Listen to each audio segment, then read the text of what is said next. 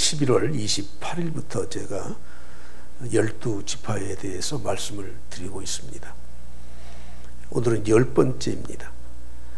혹시 여러분들이 지난 9번째, 오늘 10번째까지 각 지파에 대한 하나님의 이 축복과 그들의 삶을 예언적으로 말씀하셨는데, 나는 어떤 지파처럼 되었으면 좋겠다, 나는 어떤 지파가 받았던 축복을 누리며 살고 싶다 하는 것이 있으십니까? 제가 오늘 다시 한번 간추려서 잠깐 짤막하게 말씀드리고자 합니다. 루벤은 장자입니다. 그러나 그의 어머니의 소모에 침상을 올랐기 때문에 축복이 아닌 저주와 같은 예언적 말씀을 듣게 되었던 것입니다. 장자의 고난을 빼앗기지 않습니까? 시므온은 세겜에서 악한 일을 앞장섰기 때문에 그에게는 돌아갈 축복이 없는 지파가 되어버렸습니다. 유다 지파에 흡수되어서 흔적 없이 사라지는 지파가 되고 말았습니다. 레이도 마찬가지로 시므온과 유다와 함께 세겜에서 보복적인 악행을 행하였음에도 불구하고 출애굽 이후에 하나님이 기회를 주셨습니다. 어느 지파가 내 편에 설 건가? 그럴 때 레위 지파는 담대하게 하나님의 편에 서게 되었습니다. 그래서 하나님의 지파로 그들을 택하시고 축복해 주셔서 제사장의 지파로 하나님을 섬길 수 있게 되었던 것입니다. 유다 지파의 특징은 찬양하는 지파입니다. 하나님은 그 찬양을 받으셨기에 이스라엘의 이스라엘의 왕권을 유다 지파에게 주어서 다윗과 예수 그리스도의 혈통을 통해서 하나님의 이 왕권이 그 유다 지파에게 주어졌던 것입니다. 스불론 지파는 해변에 자리 잡도록 하셨는데 밖으로 나아가라 하는 축복을 주셨습니다. 그래서 아주 전진하고 외부에서 활동을 해서 참 이 개방적이고도 이스라엘 12지파 가운데 가장 이 뻗어나가는 지파가 되었던 것입니다. 이사갈 지파는 우리간에 꿇어앉은 나귀와 같이 집을 떠나지 않고 자기 자리를 지켰던 지파였었던 것입니다.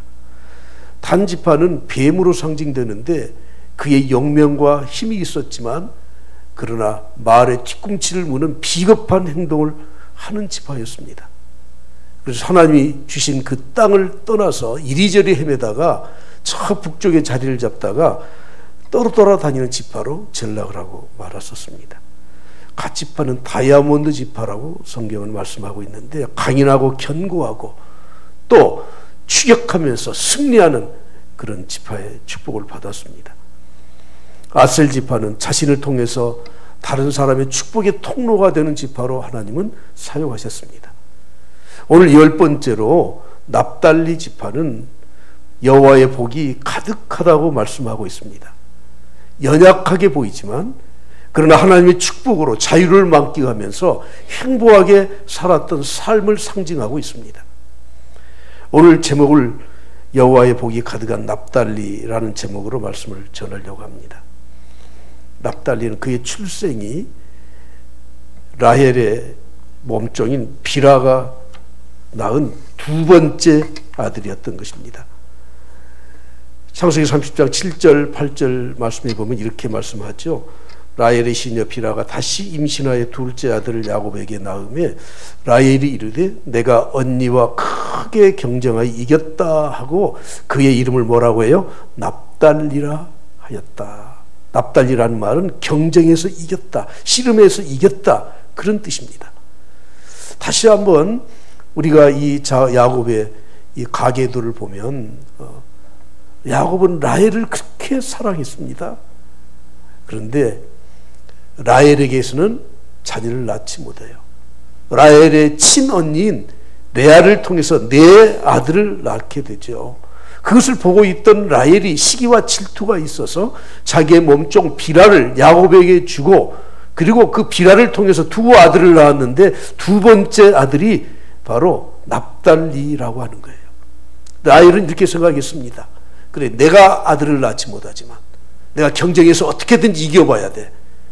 그래서 불륜의 방법을 써서 자기의 몸종을 자기 남편에게 주어서 아들을 낳게 만든 거예요. 그리고는 두 번째 납달리를 낳은 다음에 내가 경쟁에서 역전했다, 내가 승리했다, 이겼다 하고 납달리라고 이름을 붙였던 겁니다. 여러분, 이것은 인간적인 방법으로 이루어낸 성공 아니겠습니까? 사람들은 약간의 변칙과 부정적인 방법을 써서라도 내가 이루고자 하는 목적을 이루려고 하는 것이 우리 인간의 마음이고 유혹받는 거예요. 여러분들이 지난 과거에 학교 다닐 때 혹시 시험 볼 때 한 번이라도 곁눈질을 안 해보신 분 계십니까? 우리는 커닝이라고 하는데 커닝 페이퍼 안 만들어 보신 분 계십니까? 고백하십시오. 고백해요. 사람은 아무튼 어떻게 틈만 주면 부정적인 방법을 통해서라도 변칙을 써서라도 이기고 보자는 거예요. 특히 요즘 이 선거판은 모조리 그렇지 않습니까? 그냥 의혹이 비슷한 것만 있어도 확정적인 것처럼 말을 해서 일단 표를 많이 얻고 보면 그 다음에 어떻게 되든지. 오늘 우리는 그런 시대에 살고 있지 않습니까? 커닝이라는 말은 우리나라에서만 부정행위를 표시한 뜻하는 말로 쓰는데 원래 교활하다, 잔꾀를 부리다 그런 뜻입니다. 2018년 충명여고의 교무부장이 쌍둥이 두 딸에게 시험지를 유출시켜서 공부도 잘하던 학생들 같더라고요. 근데 그 가정이 지금 어떻게 됐습니까? 2020년에 불거진 조국 장관의 딸 아빠 찬스 써서, 부모 찬스 써서 학교 입학했던 그 가정이 지금 어떻게 되었습니까? 가짜 학력과 이력서를 통해서 교수에 임용되고, 그래서 대통령 후보의 부인이지만 선거운동에 참가도 하지 못한 이 불우를 겪고 있지 않습니까? 제가 대학원에서 공부하던 학교에 중간고사, 기말고사 때 교정을 이렇게 가보니까 프래카드가 쭉 걸려 있는데 우리 기독교 학생 동아리 CCC에서 프래카드를 매번 걸더라고요. 뭐라고 건 줄 아세요? 부끄러운 A풀보다 정당한 정직한 B가 낫다. 저는 생각을 해봤어요. 우리 그 학생들이, 인류대학이라고 하는 그 학생들이 그걸 보면서 감동을 받아서 시험을 보겠는가? 여러분, 어떻게든지 변칙을 쓰고 어떻게든지 좀 부정행위 좀 들키지만 않으면 된다는 식으로 살아가는 게 오늘 현대인들의 삶 아니에요. 우리는 십계명에 있는 말씀을 우리는 하나님의 말씀으로 받아들여요. 그런데 어떤 분이 그러더라고요. 목사님, 십계명에다 하나 더 있어요. 아니, 뭐가 있어요? 그랬더니 들키지만 마라. 그게 11계명이라는 거예요. 현대인들뿐만 아니죠. 사람들은 다 그런 마음을 가지고 살아갑니다. 라헬은 이방의 잘못된 풍습, 불륜을 통해서라도 아들 낳기 경쟁에서 이기기만 하면 된다는 거예요. 그래놓고 두 번째 아들을 낳고 내가 이겼다. 그리고 납달리라는 이름을 이렇게 지어붙이는, 여러분, 이것이 우리의 삶이 아니겠습니까? 그러면 우리가 경쟁하는 그것이 꼭 나쁜 것일까요? 경쟁이 없는 사회는 발전이 없습니다. 경쟁이 없으면 본능적으로 살아갑니다. 그래서 우리가 붙여준 말이 선의의 경쟁이라는 말이에요. 다른 사람이 열심히 사는 거, 나도 잘 살아야지. 그래서 경쟁을 해요. 친구가 열심히 공부를 해서 좋은 성적을 얻어요. 나는 더 잘해야지. 여러분, 그건 좋은 경쟁입니다. 심리학자들의 말에 의하면 1등을 계속한 학생들은 꼴찌가 와서 물어봐도 친절하게 가르쳐준대요. 2등짜리가 와서 물어봐도 가르쳐준대요. 자신이 있으니까. 근데 2등, 3등 한 애들은 와서 물으면 안 가르쳐준대요. 자기가 알고 있는 것을 빼앗겨서 1등을 못할까 봐서, 더 성적이 미끄러질까 봐서. 여러분, 우리가 세상 살면서 경쟁은 해야 되죠. 그러나 함께, 더불어 함께, 할렐루야, 아니 여러분만 잘 살려고 그렇게 그런 양심 갖고 계신가 봐요. 아멘 하십시오. 더불어 함께 좋은 일에 같이 잘 삽시다. 할렐루야. 할렐루야. 예. 지난 5, 60년 동안 반세기 이상을 공산주의가 몇 나라들을 정복했었는데, 제가 한 20여 년 전에 러시아와 중국을 방문했었습니다. 선교지를 갔었습니다. 근데 선교사님이 이렇게 말씀을 하시더라고요. 목사님이 가서 구역 예배 좀 인도해 주십시오. 그래서 러시아의 그 여자분들 한 5명 모시고 제가 기도해 주고 말씀 전하고 통역해서 이렇게 예배를 드렸습니다. 빈손으로 갈 수 없어서 빵과 우유 먹을 수 있는 그 간식 그런 것들을 좀 제공을 해줬는데, 선교사님이 미리 말을 하더라고요. 섭섭하게 생각하지 마십시오. 그래서 무슨 말인가 하고 들어봤더니, 러시아 사람들은 아직 이 감사를 잘 모른대요. 왜 그래요? 공산주의 지하에서는 공통 분배를 해놓으니까 당국자들은 주는 사람이에요. 그래서 선교사님들이, 한국의 목사님들이 가서 선의를 베풀어도 감사를 모른대요. 감사를. 저는 깜짝 놀랐습니다. 키르기즈스탄에 갔더니 거기도 과거에 구소련의 지배를 받았던 나라 아닙니까? 그 선교사님 조수로, 선교의 간사로 청년 하나를 쓰고 있는데, 그 청년이 키르기즈스탄에서 치과대학을 나온 엘리트 학생이에요. 근데 취직할 곳이 없어요. 그래서 선교사님 밑에서 선교사에게 심부름을 해줘요. 그런데 이렇게 이야기하시더라고. 하루는 심부름을 보냈대요. 제가 관공서에 가서 이 서류 하나 떼오시오 하고 아침에 보냈더니 1시간이면 충분히 갔다 오고도 남을 거리를 저녁 때 왔더래요. 해질 때. 아니 도대체 뭐하고 이제 왔어요? 그랬더니 난 시키는 대로 했는데요. 몇 번 버스 타고 가면은 거기에 어떤 그 관공서가 있으니까 거기서 이렇게 해서 일 보고 가지고 오십시오 했더니 몇 번 버스를 타고 갔어. 가다가 버스가 고장이 났어요. 그러면 그 버스에서 내려서 다른 버스를 타고 갔다 와야 되는데 차 고칠 때까지 우두커니 앉아 있었대요.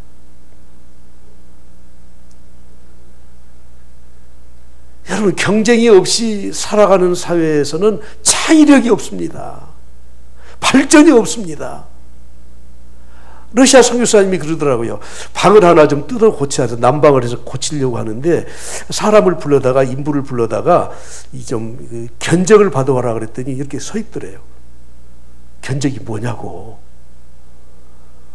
시키는 대로만 하는 거예요.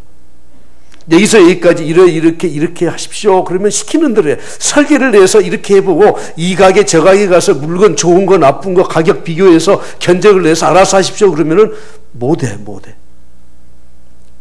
20년 지났으니까 지금은 어쩐지 모르겠습니다. 여러분, 경쟁이 나쁜 게 아닙니다. 다른 사람의 잘된 것을 보고 도전을 받고 선의의 경쟁을 하면서 좋은 일에 앞장서려고 하는 것은 하나님이 우리에게 주신 선한 마음이 아니겠습니까?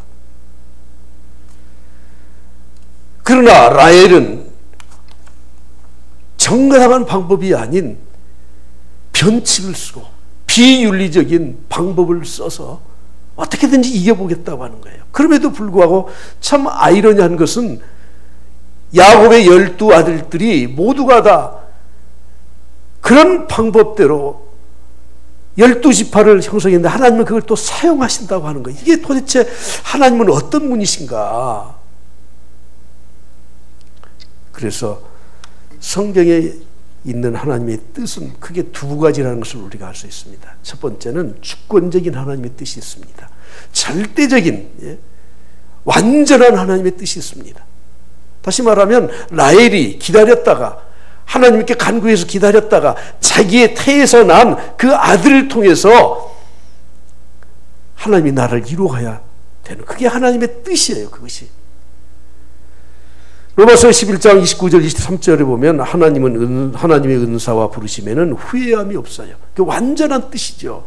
너희가 전에는 하나님께 불순종하지 아니하더니 이방인인 로마 사람들은 과거 이방인이었어요. 순종하지 않았어요. 그런데 이스라엘이 순종하지 아니함으로 이제 너희들에게 긍휼을 베풀어서 복음의 문이 너희에게 열렸다. 그래서 하나님의 은사와 부르심, 구원에는 후회함이 없는 완전한 하나님의 뜻이라고 성경은 말씀하고 있습니다.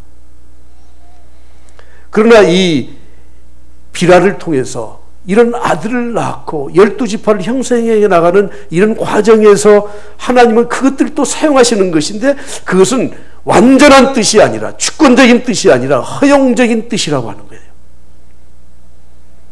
하나님은 인격적이신 분이시기 때문에 우리의 앞길을 탁 틀어막고 이방의 길로 가지 못하도록, 잘못된 길로 가지 못하도록 막아 세우시는 분은 아니에요.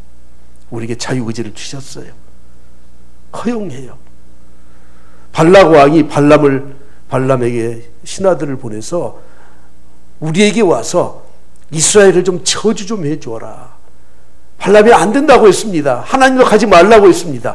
그랬더니 두 번째 더 지위가 높은 신하들을 보내고 많은 예물들을 가지고 가서 저주를 해달라고 하니, 여러분 한 번 안 되면 안 되는 겁니다.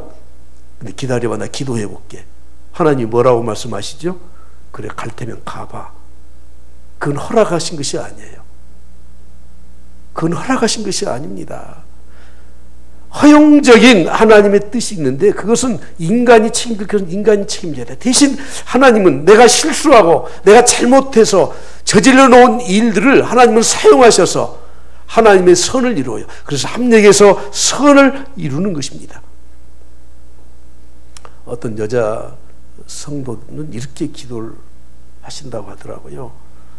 내 남편 그동안 너무 하나님 모르고 저렇게 사는데, 하나님 내 남편의 다리라도 확 부러뜨려서 좀 하나님 앞에 좀 나오면 어쩔까요? 하나님 그렇게라도 해주십시오. 하나님은 절대 여러분들의 남편 다리 부러뜨리지 않으시는 분이셔요. 지가 부러뜨려서 하나님 앞에 오면 품어주실지는 모르지만,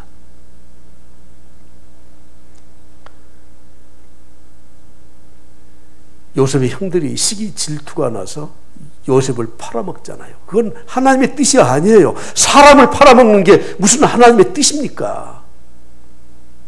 떼다 붙이면 안 돼.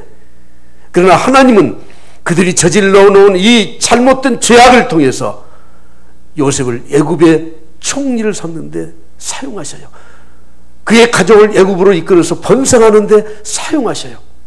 그것이 허용적인 뜻이라고 하는 거예요. 그래서 우리는 우리의 모든 것들을 합력해서 선을 이루시는 분이라고 말을 하는 것입니다.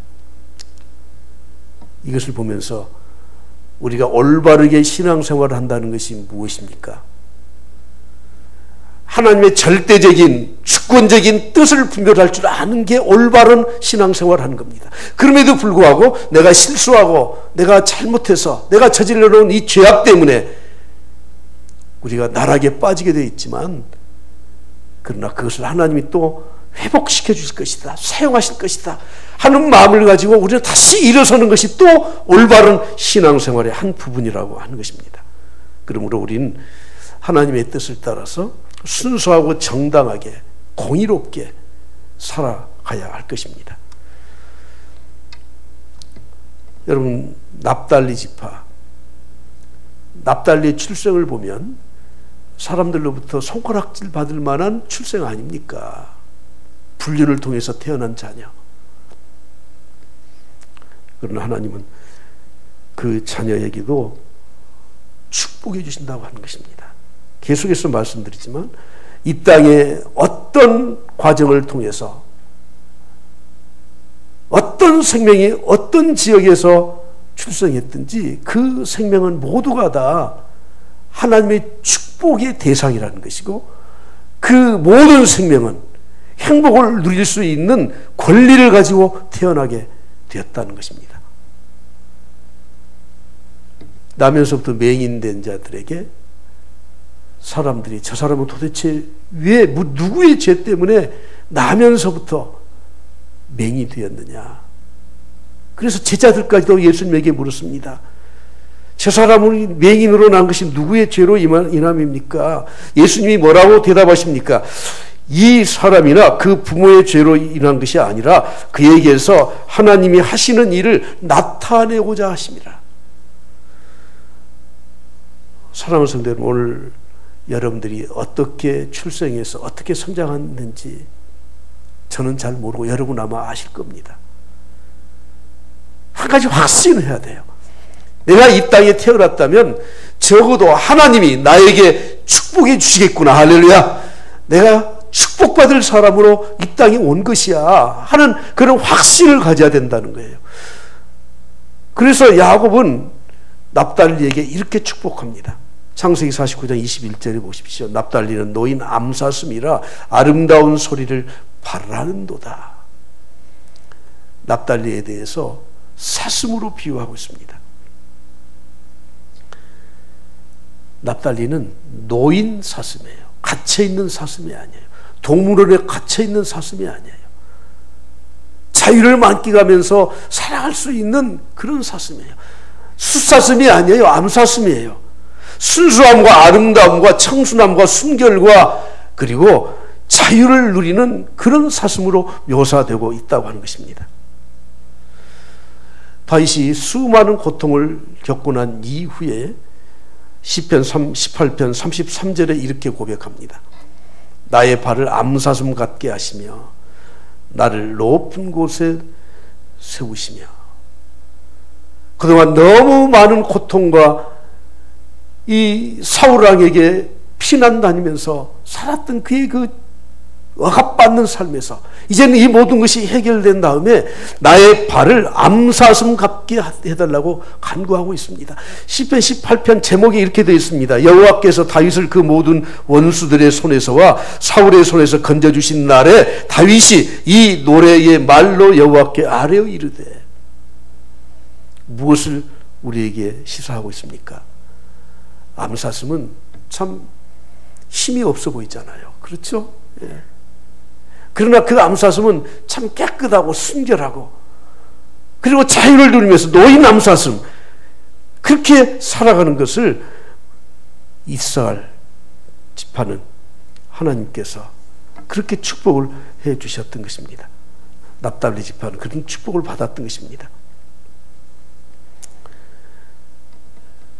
인간의 행복감의 첫 번째 조건이 있습니다. 정말 나는 행복해 하는 첫 번째, 그게 무엇인 줄 아세요? 자유로운 거예요. 자유로운 거. 권력이 많아도 돈이 많아도 사람들은 부러워하는 삶을 살아도 자유가 없으면 행복감이 없어져 버려요. 자유는 방종이 아닙니다. 자기 하고 싶은 대로 멋대로 한다고 해서 그것이 자유가 아닙니다. 물고기는 물속에 있어야 자유로운 거예요. 내가 왜 이 물속에서만 갇혀 살아? 그리고 튀쳐나오게 되면 그 다음부터 죽는 겁니다. 여러분, 우리가 믿음을 가지고 신앙을 지키고 산다고 하는 건 그리스도 안에 있어야 되는 거예요. In Christ. 주 안에서 살아라. 그런데 많은 성도들 중에서 아이고 핑계대고 교회 떠나고 신앙 떠나고 그래도 하나님이 구원해 주셨으니까 언젠가 다시 부르실 거야 그러면서 이 신앙 밖에서 살려고 하는 이것은 정말 그들이 잘못된 길로 가는 것입니다. 그렇게 살아서 뭔가 세상적인 좀 자유를 얻는 것 같지만 그러나 그것은 패망의 길이라고 하는 거예요.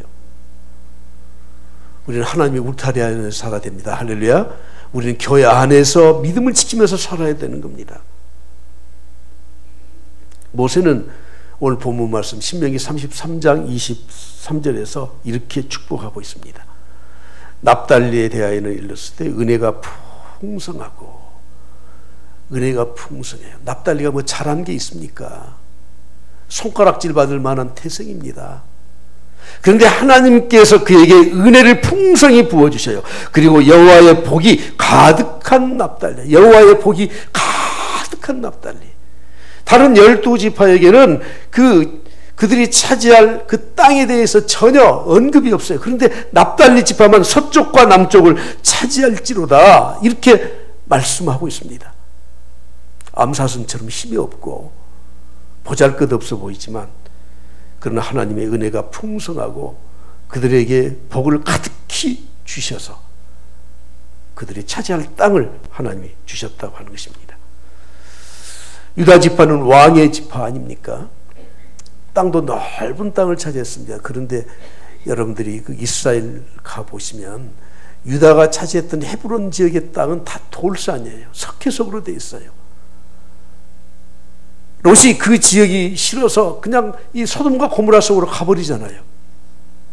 근데 그 땅이 좋은 이유는 무엇이냐면 이 헤브론 지역 유다 지파의 그 땅 안에 바로 예루살렘 성전이 있다는 거예요. 여러분, 오늘 우리들이 세상을 살면서 좀 힘들고 어렵고 우리 전라도 말로 좀 팍팍하고 목초지가 없고 돌산처럼 그런 땅이지만, 그러나 예루살렘 성전이 있는 그 지역, 내가 하나님을 모시고 사는 그것이 참된 축복인 줄로 믿습니다. 할렐루야. 12지파에게는 각각 상징하는 보석들이 있다고 계속 말씀드렸는데, 납달리 지파를 상징하는 보석은 벽곡입니다. 벽곡. 이 벽곡이라고 하는 이 벽자는 푸른 옥돌이라는 거예요. 그래서 푸르다는 뜻이에요. 영어로는 제스퍼라는 이름을 가지고 있습니다. 근데 이 벽곡이 푸르다고 우리가 생각만 해서는 안 돼요. 그림을 한번 보여드릴 텐데, 이 벽곡은 빨간색도 있고 가운데 아래에 보면 노란색도 있고 저쪽 위에 보면 좀 파랗게 좀 줄지어진 거 있죠. 저렇게 약간 푸르름한 것도 있고 그렇습니다. 왜 그런 줄 아십니까? 벽곡은 보통 평범한 흙이에요. 그런데 이 고열과 압축에 의해서 그것이 이렇게 뭉쳐져서 이런 돌로 변화된 겁니다. 그래서 보석으로 그걸 채취에다가 사람들이 사용했다고 하는 거예요. 헬라어로 번역된 이아스피스라는 말과 히브리의 야시페라는 말은 변화된 보석을 상징하는 겁니다. 무슨 뜻입니까? 여러분, 납달리는 태어날 때부터 금광석과 같은 그런 이 보석으로 태어난 지파가 아닙니다. 아주 평범해요. 버려진 흙과 같은 존재예요. 요즘 흙수저, 금수저를 말하는데 흙수저예요, 흙수저. 그런데 거기에 열을 가하고 압축을 하고, 그래서 그것이 뭉쳐지고, 그래서 이 벽옥으로, 보석으로 형성됐다고 하는 겁니다. 여러분, 우리 자신들을 한번 보십시오. 뭐 그렇게 태어난 가문도 아니고, 출중한 어떤 지혜를 갖고 태어난 것도 아니고, 여러분, 우린 참 평범하지 않습니까? 그런데 하나님의 은혜를 힘입어서 하나님이 나를 단련시키시고, 나에게 하나님의 은혜를 쏟아부어 주시고, 내 신앙이 정금과 같이 나오게 되어서 벽옥처럼 쓰임받는 것이 바로 우리 성도들의 삶이라고 하는 것입니다. 요한계시록 21장 18절 19절 말씀에 보면 그 성곽은 벽옥으로 쌓였어요. 그 성곽이 뭐예요? 사도 요한이 가서 본 것은 하나님의 나라, 이 천국을 본 거예요. 천상의 천국을 봤는데 그 천국이 뭘로 쌓였다고요? 벽옥으로. 아니, 금광석으로 좀 쌓게 해놓지. 19절에 내가 보면 첫째 기초석이 뭐예요? 첫째 기초석은 벽옥이에요. 벽옥. 요한계시록 4장 3절 말씀에 보면 안지신이의 모양, 안지신이가 누굽니까? 하나님을 상징하는 거죠. 근데 그 모양이 뭐과 같아요? 벽옥과 같아. 놀랍지 않습니까? 여러분, 그것은 하나님의 영광을 상징하는 것이고, 풍성한 생명 안에 존재하는 바로 납달리 지파를 상징하는 것입니다. 저는 12지파의 이 축복의 말씀을 전하면서 여러분들이 출생은 이렇지만 그들의 삶을 통해서 어떻게 변화된 하나님의 은혜와 축복을 힘입고 사는지를 꼭 여러분들이 본받을 수 있길 바랍니다. 장자로 태어난 자랑하지 마십시오. 르우벤처럼 타락한 길을 갈 수 있습니다. 시몬처럼 그 용맹한 그 힘, 그것이 흩어져서 흔적도 없는 지파가 될 수도 있습니다. 여기서 우리가 얻는 교훈이 무엇입니까? 납달리는 그의 어머 그 라헬, 라헬의 잘못된 불순한 동기에 의해서 출생한 자녀입니다. 그러나 하나님은 그를 축복해 주셨습니다. 그에게 은혜를 베풀어 주셨습니다. 은혜가 풍성하고 여호와의 복이 가득한 납달리여 우리의 인생은 오직 하나님의 은혜와 축복으로 살아가는 것입니다. 은과 금은 처음부터 은과 금의 그 요소로 구성되어 있어요. 그래서 은과 금은 처음부터 보석이에요. 보석. 광맥을 찾아서 돌을 깨가지고 거기에서 불순물을 없애고 그래서 금을 재련해서 골라냅니다. 모래에 섞여 있는 그 사금, 그것을 가져다가 금을 골라냅니다. 그게 금과 은이에요. 그러나 이 벽옥은 그렇지 않아요. 벽옥은 원래 흙이에요. 원래요. 그러나 하나님이 축복해 주시고 은혜 주시고 때로는 단련시키시고 훈련시키시고 그래서 보석으로 빛이 나는 하나님을 상징하는 보석이 되었다는 것이죠. 예수님이 이 땅에 육신의 몸을 입고 오신 출생이 바로 그런 것이었습니다. 가장 낮고 천한 곳에 오셨습니다. 빌립이 그의 친구인 나다나엘에게 전도를 했습니다. 아, 내가 메시아 만났어. 그랬더니 나다나엘이 뭐라고 말을 합니까? 나사렛에서 무슨 선한 것이 나와? 코웃음 쳤습니다. 예수님의 형제들까지도 나타나기를 구하면서 묻혀서 일하는 사람이 없습니다. 빨리 예루살렘에 가서 좀 일 좀 하시죠. 그렇게 명예 위에 있으면 그렇게 사셔야 되지 않습니까? 이해 못했습니다. 예수님이 그의 고향인 나사렛 동네에 가서 복음을 전하고 기적을 행했더니 그 나사렛 사람들이 뭐라고 말을 합니까? 아이고 저 사람 저 목수의 아들이야. 그의 어머니 마리아 저 과부 자식 아니야 저거. 무시받았습니다. 선지자가 자기 고향과 자기 집 외에는 존경받지 않음이 없느니라 말씀한 것처럼 멸시받았습니다. 인정받지 못했습니다. 그러나 하나님이 납달리 지파를 세워주시고 하나님이 예수 그리스도를 세워주시고 우리 모두를 예수 그리스도를 영접한 우리들을 백옥과 같이 하나님이 쓰시게 될 줄 믿습니다. 예수님이 12제자를 출신을 보실까요? 7명이 어부 출신이야. 갈릴리 출신들. 베드로, 안드레, 요한, 야고보, 빌립, 바돌로메 그리고 도마. 그리고 예수님의 친인척으로 주장되는 작은 야고보와 유다, 다데오도 갈릴리 출신이에요. 세리, 마태 가장 천한 이 죄인으로 취급받는 그런 부류의 사람이에요. 열심강은 두 사람이 있었습니다. 가나안인 시몬과 가룟 유다. 그래도 그 사람이 제일 똑똑했었죠. 예수님은 3년의 공생의 기간 동안에 3분의 2 정도를 갈릴리 지역에서 복음을 전하셨습니다. 3분의 1을 예루살렘 지역에서 복음을 전하셨습니다. 버림받은 지역이지만 복음을 받아들인 그 지역의 갈릴리 사람들이 12사도에 다 들어와 있지 않습니까? 사랑하는 성도 여러분, 오늘 이 땅에 살면서 우리는 하나님의 축복의 대상이 아닌 사람은 한 사람도 없습니다. 나는 비록 별로 뛰어난 것도 없고 보잘것도 없지만 하나님이 나를 구원해 주신 것에 대해서 감사하면서 우리 한 가지 꼭 해야 될 일이 있습니다. 사무엘이 여호와 하나님이 다시 너를 부를 때에는 내가 여기 있습니다. 그렇게 말해라 하는 엘리 제사장의 말을 듣고 하나님께서 말씀하실 때 사무엘상 3장 10절에 말씀하죠. 사무엘이 이르되 말씀하옵소서 주의 종이 듣겠나이다. 우리가 한 가지 해야 될 일이 있어요. 하나님 말씀만 하십시오. 하나님 말씀이 그거이십니까? 내가 그렇게 해보겠습니다. 그렇게 하겠습니다. 그럴 때 하나님의 역사가 일어나는 축복의 사람으로 변화되는 줄 믿습니다.